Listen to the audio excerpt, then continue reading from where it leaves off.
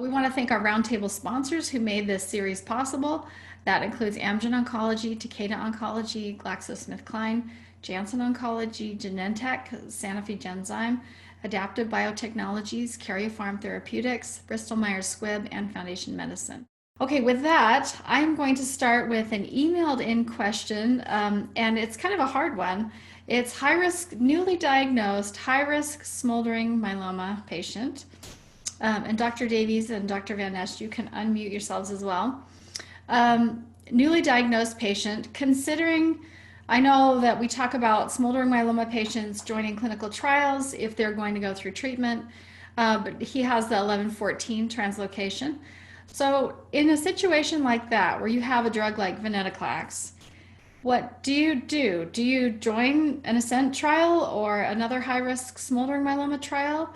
Do you consider using 1114 venetoclax up front? I mean, you know, if it's highly targeted for that with no other genetic features, what do you do? It's a great question, because logic, okay, not that myeloma is ever logical, but logic would tell you that the smoldering myeloma is being driven by that 1114 translocation. And so therefore logic would tell you that if you are able to target that specifically, then that ought to solve it completely. So a little bit like in CML, where we have the drugs that are very specific to the translocation in CML. The problem in myeloma is it's very rare that it's just that one translocation, and there's lots of other things that are also going on and around and about. And somebody mentioned the really nice work that Irene is doing up in Boston about characterizing smoldering myeloma. And her study shows that, yes, even though many of those initial translocations are there driving the disease, there's lots of other things that are going on as well. And we don't quite know what, for an individual patient, what the weight of each of those things that is going on is doing. So I think the safe answer, if that's the right expression, is that if you're a smoldering myeloma patient, then I think it's really important you're seen by an expert, because one of the things I think that at the moment is key for smoldering patients is to get in there before the myeloma takes off or gives any kind of bone disease or anything. So I think that's key. But then if you are going to go for a clinical study, or are going to go for treatment, then I would recommend it was in a clinical study. If there was an 1114 clinical study out there, then yes, I'd put myself in it if I was able to do it. Yeah. Mm-hmm. Yeah, I don't think there are in the high-risk in the smoldering myeloma setting, but for that translocation. But yeah, so interesting. Dr. Alawadi, do you have any thoughts about treatment?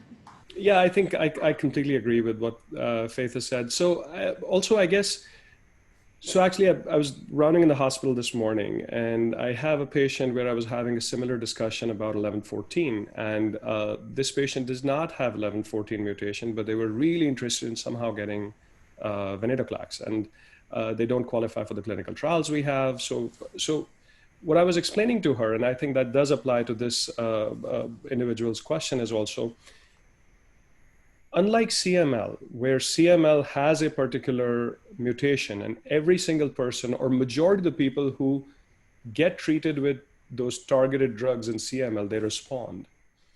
What was seen in, what has been seen with the venetoclax studies is that clearly 1114 or BCL2 high expression patients respond much more than those who don't have it.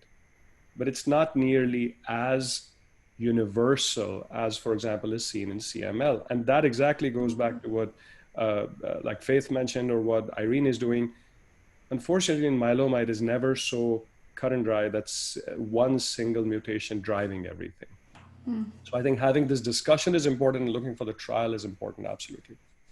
Sorry, just one other thing, Jenny. It was just a quickie, and I thank Jack for highlighting it, that particularly what we've been talking about today has been the genetic risks of myeloma. They're not necessarily the same things that drive a smoldering patient to move from myeloma, from smoldering myeloma to myeloma. And I think that's important to know. So the good example is that a 14-16 is not meant to be such good news in myeloma, but sometimes in smoldering myeloma, it can actually be a good thing. So I think we just have to make sure we keep those two a little bit separate. And Dr. Van Ness, do you have thoughts about this? Yeah, let me just comment that if you now look at the biology and say that the translocation that's being discussed in which this gene BCL2 is overexpressed, go back to the biology. What is BCL2? Well, BCL2 is a gene that stops cells from dying. So you've got a function there that you got to get rid of because you want to kill the cells. But it's not the only gene that stops cells from dying. There's a gene called BCLX. There's another gene called MCL1. And it turns out that in some studies we've done with the Mayo Clinic in Scottsdale, it appears that if you don't respond to venetoclax, it may be because you are overexpressing one of these other genes that stop the cells from dying. So what's the solution? Drug companies are making drugs against BCLX and they're making drugs against MCL1. So now there is a panel of drugs, and you could imagine that if you test a patient and says BCL2 is overexpressed, okay, we're going to use venetoclax because that's been demonstrated. But if you've got MCL1 overexpressed, then AMG 176 is a drug that targets that. So we're getting better, and what's going to happen is the clinical trials are going to have to start developing these kind of stratifications to demonstrate that choice actually is directed. Yeah, the biology would say, yeah, we probably have some good reasons why we ought to start thinking about directing those therapeutic approaches based on either a genetic or a protein characterization of the tumor. and he had high BCL1, so that was interesting. Like, and so does that even work? I don't know. That would be interesting to find out. Okay, we had some other emailed in questions, and Luana's question, I think you've already answered. Can genetic markers change over time? And the answer was resounding yes. Yanni says, and there are a lot of questions about the 1Q gain. So I want to kind of ask these in general, and then maybe we can split them out into separate things. So is there an expert consensus relating to the 1Q gain and how relevant the number of extra copies are? I know, like in the COMPASS study, it was saying that if you have 1Q gain and you have 3 copies, it's not necessarily considered high risk, but if you have 4 copies, then it is. And then we had some other 1Q gain questions about particular treatments, and Dr. Alawadi, you kind of went over that a little bit, you know, breaking it out by genetic feature. But and yeah, is there any, and then Susan asked a question about the 1Q gain. Are there any immunotherapies that are particularly seen to do this 1Q gain? So let's talk about 1Q, I guess. Sure. So, okay, I'll go first. You're probably going to get slightly different answers from each of us. So there's an old study from Arkansas, which is really good, and I think has really set the compass for the 1Q, in the fact that you're correct. Many patients will just get 1 extra copy, so they'll have 3 copies of 1Q, and that's probably, you know, so-so. It's when you start getting 4, 5, 6, 7, 8, 10 copies of 1Q, that's when that becomes a truly poor prognostic sign. And it's really difficult when you're reading the reports, actually, and I know this from kind of a physician's perspective, is that they often don't tell you how many extra copies are there. And so that's where some of the confusion in that is. There are researchers that are really concentrating on that 1Q area because it's so, I was going to say, from a research side of things, it's so interesting, but it's also so important for patients. And there's lots of kind of cancer genes in that area, and people are now trying to match therapies that potentially might target that area. Particularly the immunotherapies are really going after that area.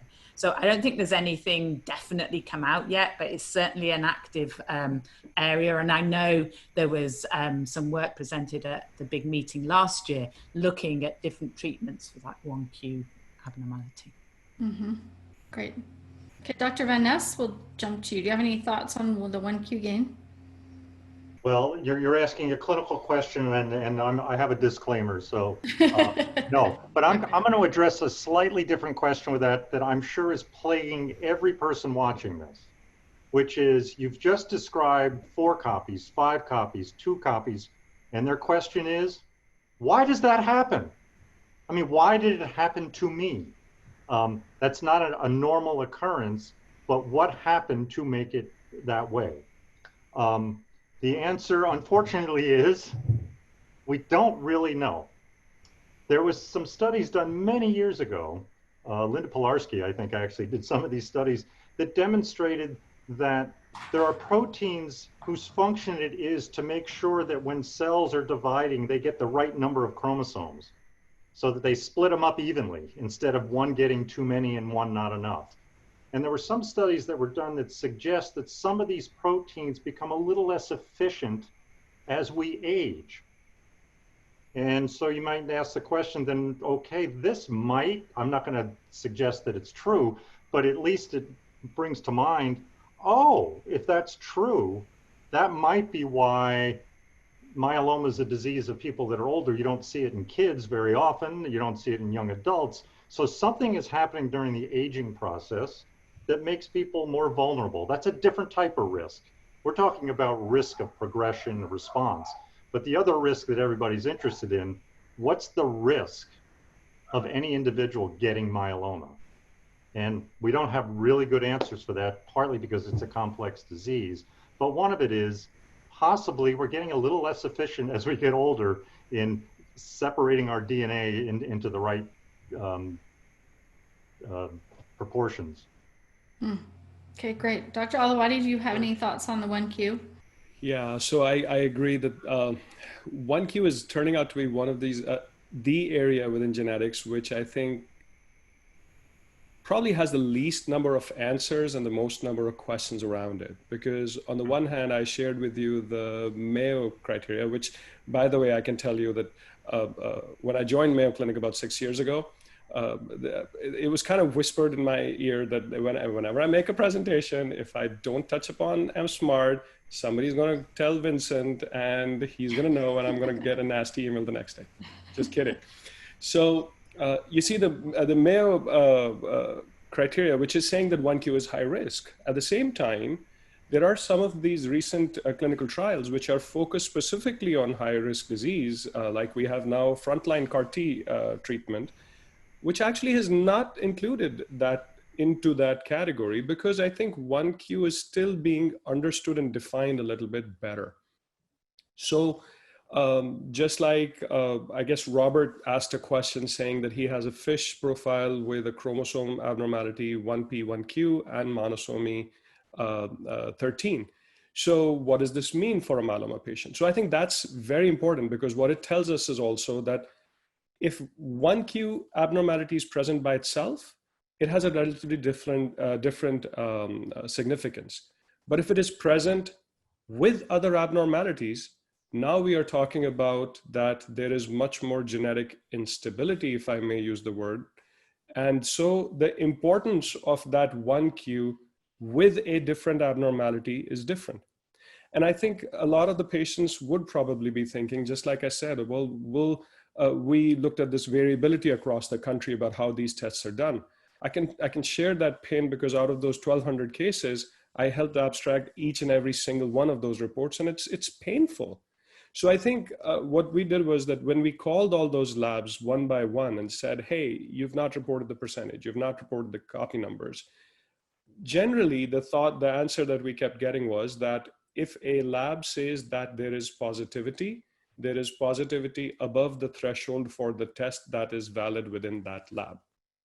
So I think it's important to ask those questions, but we don't have a single given answer saying that, okay, just like in 17P, we're saying, or in 1114, we're saying venetoclax or 17P, we're saying, well, you got to have a PI-IMiD combo, You want to have longer duration PI treatment, or you want to have multiple drugs. I don't think we have that answer for 1Q, but I have a feeling that there will be way more amount of data that will come out in December at the American Society of Hematology meeting this year, trying to delve deeper into that 1Q problem out of all the databases we have. Okay, yeah, great. Great answer. We have another question by Richard, who's, and Dr. Davies, you talked about the different types of tests. You kind of all addressed these a little bit. Most are bone marrow related, right? But the MMRF is saying that peripheral blood is sufficient for genetic analysis. But Dr. Davies, you were saying it's not quite ready for prime time. So what do patients do with that? Yeah, no. So I'm going to say there's, as you say, there's been some really cool questions.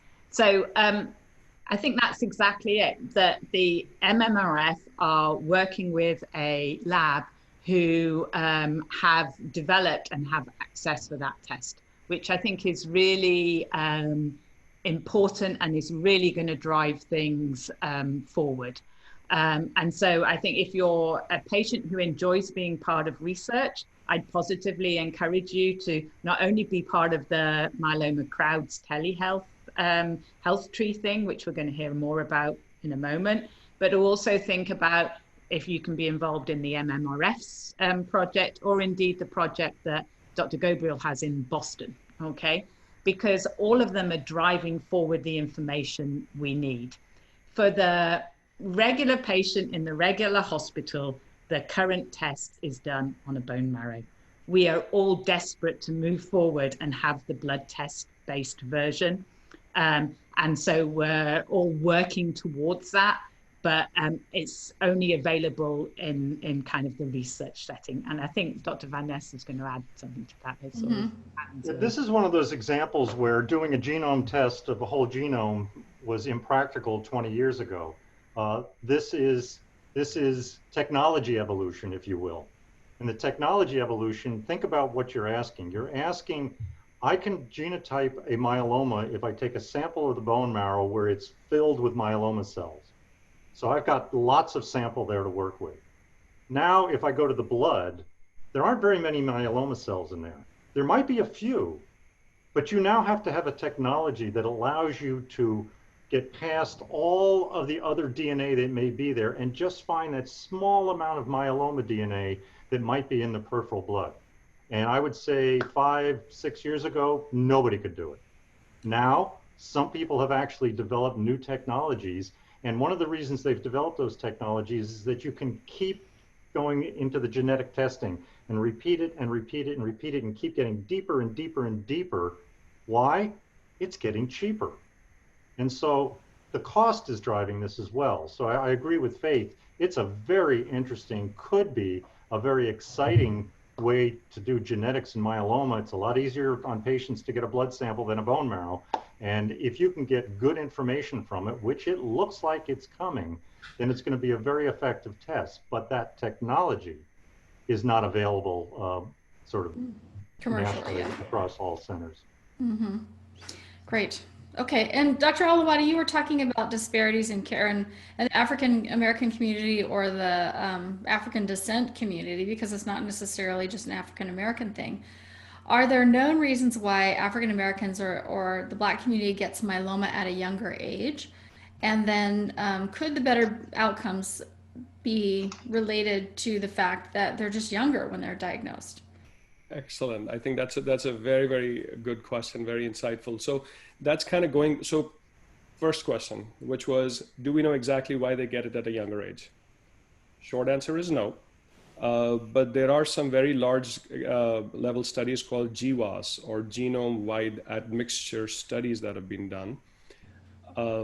Actually, one of that studies was where all of the cytogenetic and FISH data came out for, where we looked at the variability.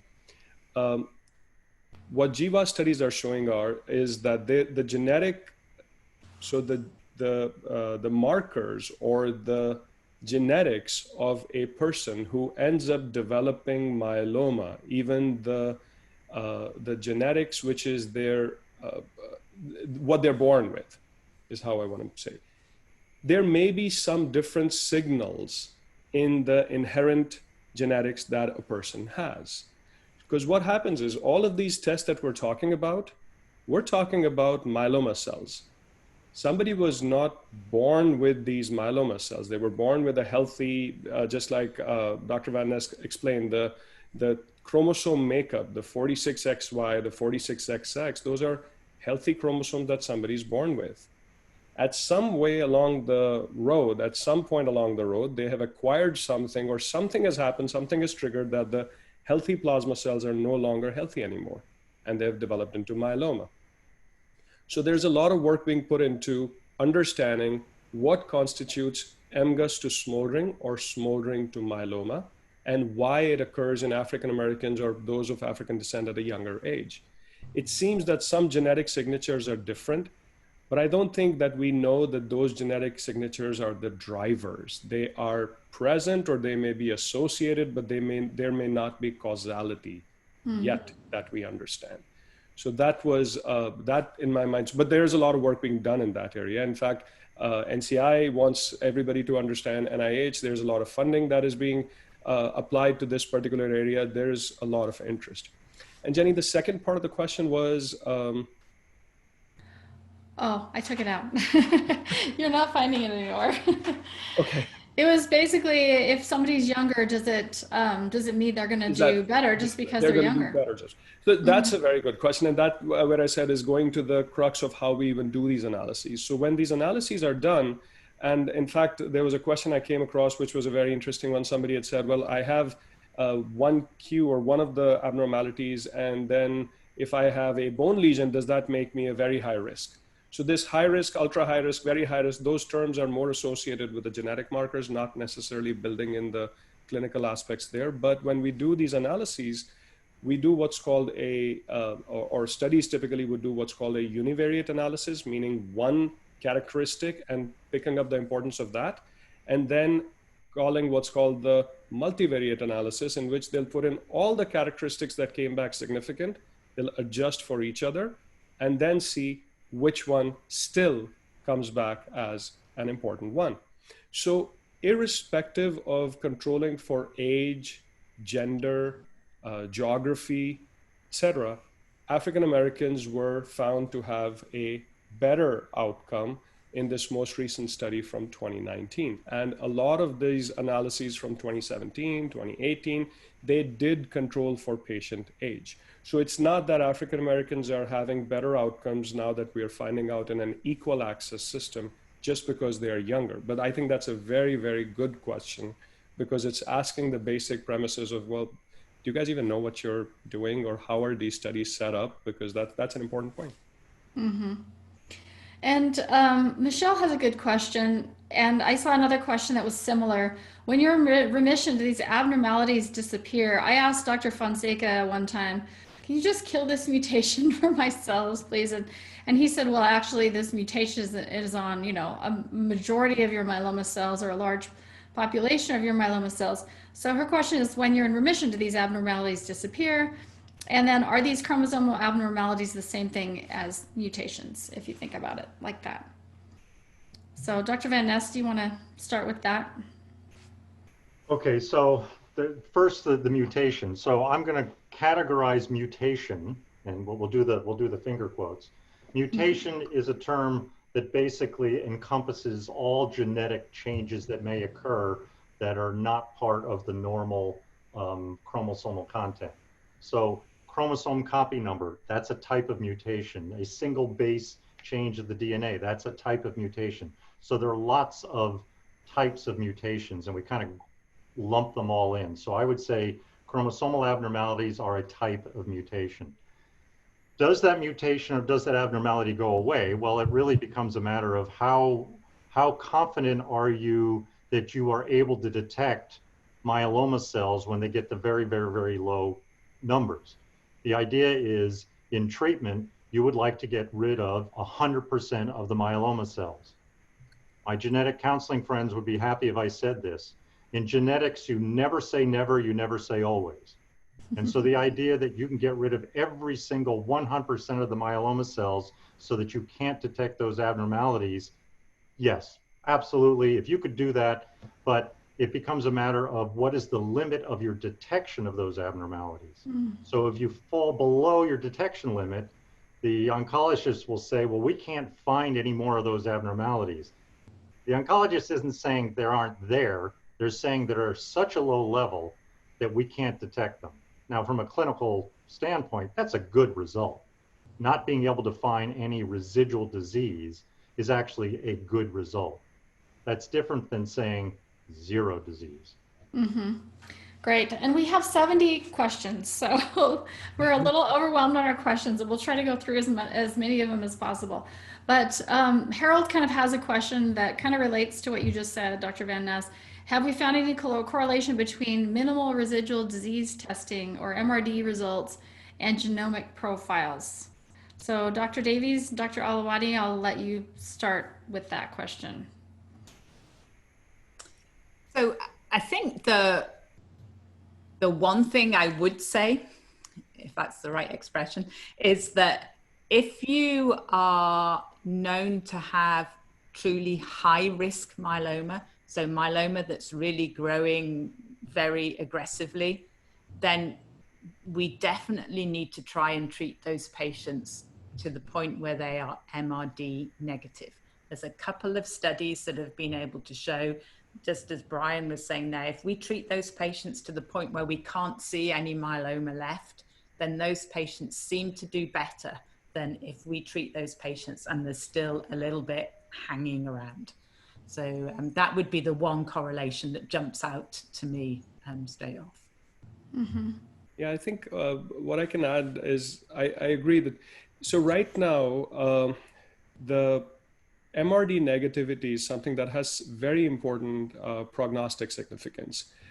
In different study settings, whether it is transplant, non-transplant, even transplant compared to non-transplant head-to-head, it's been shown that when a patient achieves the MRD negativity, or basically a depth of response, and think about it this way, before MRD, it was CR, stringent CR, etc. So when we have depth of response, that translates into typically a longer duration of response.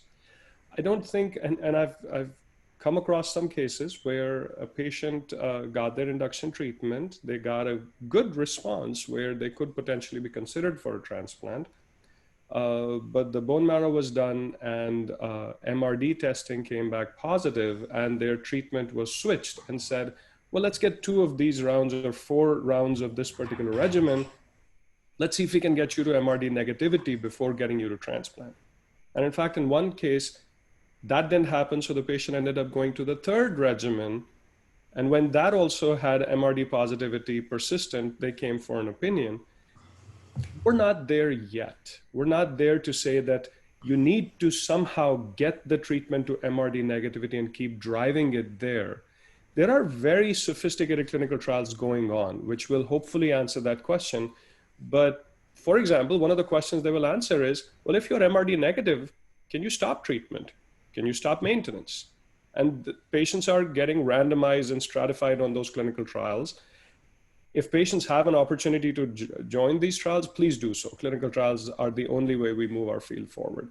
But at this point, I think the idea is, if somebody has aggressive, just like Faith mentioned, if somebody has aggressive disease, very widespread, very aggressive disease, deeper the response, better will be the outcomes. But that does not mean that we keep changing the treatments to get to that depth. It's that we're not there yet. Great. Okay, we have a just comment by Jack that suggests that somebody should clarify that high risk and smoldering myeloma is not exactly the same thing as high risk myeloma genetics. Does someone want to address that issue? Yeah, so high risk in smoldering myeloma, Jack, excellent point that I absolutely deserves an answer. So genetic risks, they apply to myeloma all across, but there are some clinical characteristics which are taken into account to say whether a smoldering myeloma would be high risk or not. And that is talking about not just the genetic markers, but also the risk of that smoldering myeloma proceeding or progressing to active myeloma. So for example, having more than 20% involvement of the bone marrow. So for example, smoldering myeloma, it could be anywhere above 10%. But those who are between 10 and 20% are not as high risk of progressing to myeloma as above 20%. Similarly, if somebody has an M spike above 2 and they have smoldering myeloma, they are considered a higher clinical risk as compared to if, let's say, they had 1.5. And there is also light chain ratio. So light chain ratio above 100, we say, is what is now considered by MWG is akin to myeloma requiring treatment. But if, let's say, somebody has a light chain ratio of 80 and somebody else has a light chain ratio of 10, 80 would be higher risk. And it's been brought up as the 2-20-20 rule, 2 of M spike, 20 of light chain ratio, and 20% of bone marrow involvement, that if somebody falls under these, those are higher risk clinical characteristics suggesting that that smoldering could progress to a higher likelihood of progressing to active myeloma. And these are genetics apart. But excellent question, I think. Okay, great. And there's a common question that all patients have. I think everyone addressed it a little bit about when to get tested, but and which test to get. But Eloise was asking, you know, what test if you're relapsing, what test should you really ask your doctor for? Like, I had to really push my doctor to do an NGS test because I wanted a more detailed test, and it took a lot of pushing to get that test run. And I've had the gene expression profile test done before. Which is the most valuable, and should you just be okay getting a FISH test? And then if your doctor doesn't do any genetic testing, which was one of the other questions, then what do? Do you just, you go somewhere else and get a FISH test done? Because you kind of need to know what you're dealing with, right? Dr. Davies, do you want to address that first? And then we'll have everyone comment. So I agree, you need to know what you're dealing with. A lot of, there are some physicians out there that, because we don't necessarily use the treatment to use the test to decide what treatment we're going to give, a lot of physicians will say, oh, well, I don't see the point in doing it, okay? And I would argue that you're going on a journey with this myeloma. You need a good map of your journey, okay? And I agree, at the moment, we try and give the best treatment we have to each patient. But as we're discovering, certain treatments do better for other patients. And we may not use the information today to guide the treatment, but we may use it in a year's time. Things are moving so quickly. The 3 tests you mentioned each give us slightly different information, okay? All of which is important. I used to work in Arkansas, so I love the gene expression profiling test, okay? I'm not sure it's particularly available in a clear, defined way in the US at the moment. I know in Europe, there's a slightly different version by Sky Diagnostics, which is being developed. But it is, I don't think that you can get it in a kind of clear, which is the posh term for kind of approved in the US at the moment. So I'd say the minimum you should have is the FISH test. If you can also get the next generation sequencing test done as well, I think that gives us lots of really good additional information. So if you can get the kind of that, then that's great. But at least the minimum is the FISH test. Okay. And then does anybody else want to, weigh in on that topic? I'm gonna do this more philosophically, and that is, we are talking about individualized medicine. We are talking about personalized medicine. And I tell a lot of patients that as we discuss that, personalized and individualized medicine also means there is an increase in personal responsibility. That is, if you truly want personalized medicine, then you have to personally invest in learning, as people are doing and watching this, and pushing your physician to say, I want to know about me. And so there's personalized medicine means personalized advocacy. And I do see that the advocacy by patients, it's remarkable to me how much patients know. And the questions we get indicates they know a lot. And I don't know, Faith, does that scare you that a patient comes in and knows so much and starts telling you what they want? It doesn't scare me. It makes my conversation so much more enjoyable. So Okay, good, good. I love it when, and I was going to say, I think I totally agree with you, that patients asking for things, don't be frightened to ask. Ask and see where you get, because sometimes it's just that the physicians haven't even thought about it. So. And I think, Jenny, I want to kind of add to that. I agree that it actually makes the discussion very enjoyable, and also it makes our job a little bit easier, because we know that that same patient who's asking for the particular kind of test is going to inform us when they have the peripheral neuropathy or when they have a blood clot. That is telling us that the patient is involved in their own care. So it makes actually our job way easier. But I would also say, we unfortunately come across these examples where someone will say, well, we're going to get VRD anyways. Why bother doing test X, Y, or Z, or et cetera? So there's a study that was presented, which so far is the only dedicated high-risk myeloma trial, prospective clinical trial that's been presented. It was presented at the ASCO meeting just last month, which was a national cooperative group trial. And it's very commendable that a national study was done only focusing on high-risk patients. And believe it or not, the study was conceptualized in 2012. And it was completed, accrual was completed almost 4 years ago. But the data could not be presented because the good part was that not enough people progressed, which was excellent, which means something was happening right, that primary plasma cell leukemia, 17p deletion, 14, 16, 14, 20, 1q, people were doing better.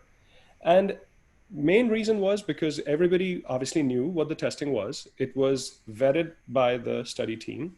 And then patients got a combination regimen. By the way, in the study, both randomized regimens did pretty much the same. One was not the winner. But patients got their treatment for an extended period of time, and then they got multiple agents for maintenance for an extended period of time.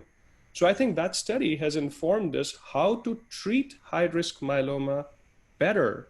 But we can only do that once we know who has high-risk myeloma, because by all means, we're not going to be treating every single myeloma patient with 3 years or 4 years or 5 years of VRD without dose modifications, et cetera. So I think it's important to know, we need to know what's the abnormality. And that's why we can actually tailor the treatment better, because it's not only the choice of drugs, it's also the duration of therapy, the type of maintenance. All of that has to go into that decision. Well, I There's totally one agree other- with that. Yeah. But one other point, and that is that every time you do one of these kinds of genetic tests, and if at day one you get the results, you can't interpret it, as Dr. Davies said, you might be able to interpret it a year later. Why might you be able to interpret it a year later? Because 200 other people are getting genetic tests that have similarities to what yours is. So the important part of this is we're collecting data, and the more people that contribute to the larger database, the more we're able to make specific correlations between a genetic event and an outcome. It doesn't work if I only have one sample. It works a whole lot better if I have 1,000. Yeah, I totally agree. And I attended a myeloma patient seminar when I was first diagnosed. It was probably 2011. And I asked, there were probably maybe 300 people there, and I asked everyone to raise their hand if they had had genomic testing done or if they knew their myeloma genetics. And I would say less than 5% of people raised their hand. And it just made me think, well, and kind of the philosophy at the time was like, well, we're not going to treat any differently. But it's like, if you're not capturing the information and then you get treated and these genetic features go away, then you have no idea what you were dealing with in the first place. And like what you're saying, it's just going to inform us later. Kind of along those same questions, I saw a couple questions about non-secretory myeloma, where you're not producing this monoclonal protein to measure. So you have to do these bone marrow biopsies instead, or light chain only myeloma. Are genetics different in any way for those types of myelomas, or are they just the same that you're talking about? Is there any difference that you see, like a pattern that you see in light chain only myeloma genetically for non-secretory? I'm just trying to think off the top of my head. there's a few subtleties, but overall not particularly. So like light chain can often have can often be more of an IgA and can maybe have more 414s. So there's some subtleties and differences in the numbers there, but the overall kind of picture off the top of my head is the same. Okay. Dr. Yeah, Van Ness or Dr. I think there are some, just like was mentioned, there are some subtle differences. So I used to work in Los Angeles before coming to Mayo, and we noticed, for example, that Hispanics, which we had a lot of in Los Angeles, the incidence of light chain only myeloma was way higher than what we knew historically, and primarily because we didn't even have a Hispanic enriched data beforehand. So I think there are some subtle differences. Clinically, they are a little bit different. And by all means, non-secretory myeloma, which is where a patient does not have any serum, as in blood, urine, M-spike, or even light chains that are high enough to be counted as measurable disease. And so this non-secretory myeloma, it does pose a problem because unfortunately at this, even despite all of these developments we're talking about, majority of the clinical trials do not allow non-secretory patients, primarily from the reason that gauging response to treatment is very tricky. You may require repeated PET scans or repeated bone marrows, and it becomes very difficult. But the bottom line is that we still have patients like that, and we still have to figure out how to manage them well. Mm-hmm. Okay. There are so many questions. I'm having a hard time choosing them. Maybe I'll go to Paul's question because he had a question about the 1420 myeloma. And yeah, I'm a 1420 myeloma person at diagnosis anyway, as well. And at the time, there were maybe 5% of patients, 3% of patients who had that genetic feature. Is there anything we've learned about that? And also someone had a question about the deletion 1, which is not that common. Do we know anything about those two specific genetic features? So 1420, there's a really nice paper that came out of the Atlanta group from Emory recently discussing that.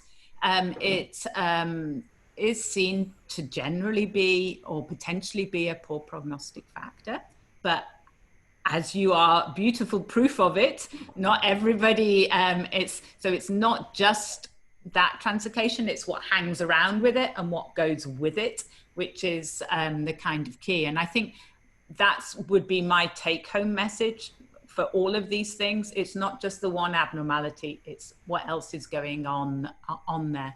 And that accounts for the 1P as well, because in many studies, the 1P is found to be poor prognosis when it's deleted.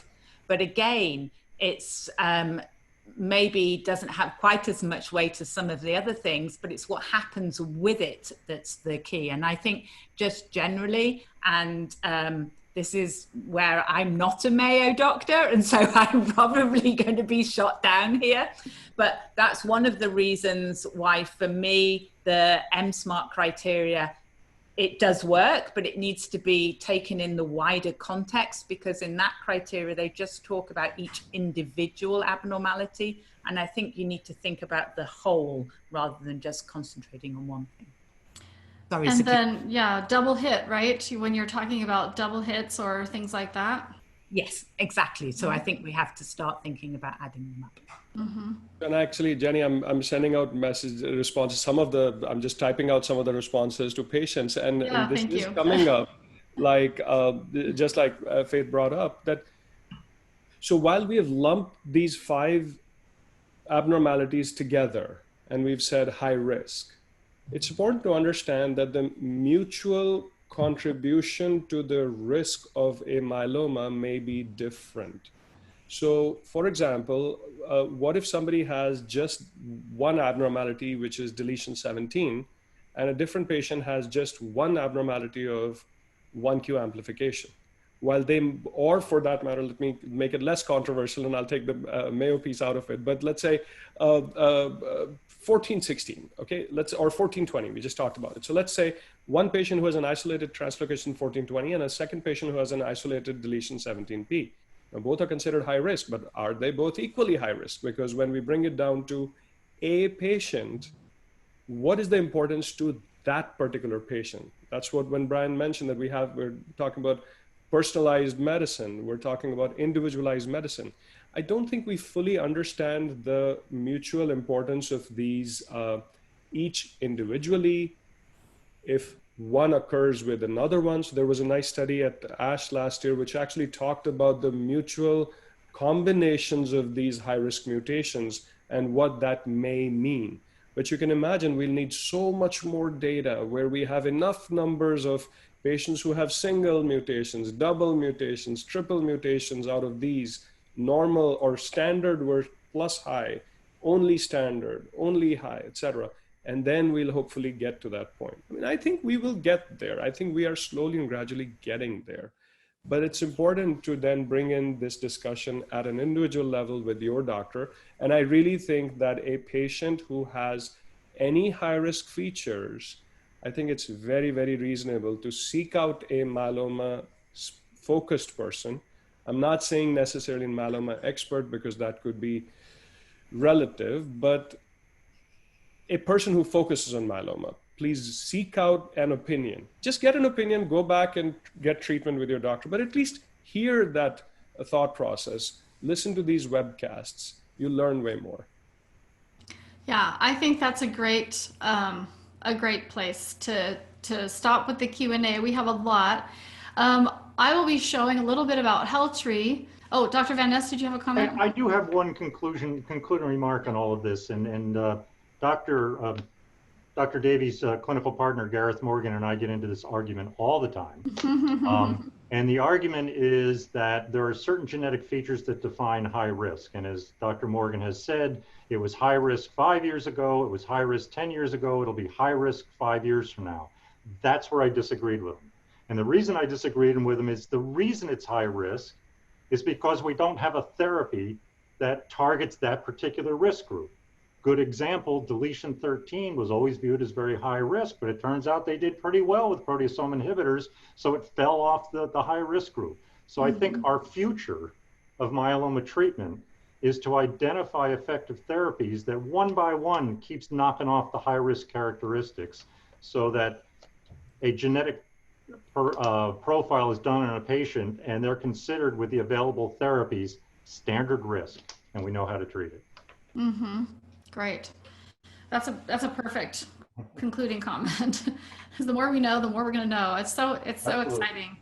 Yeah, Dr. Van Ness and Dr. Davies and Dr. Alawati, you're just so amazing when it comes to this topic, and we can't thank you enough.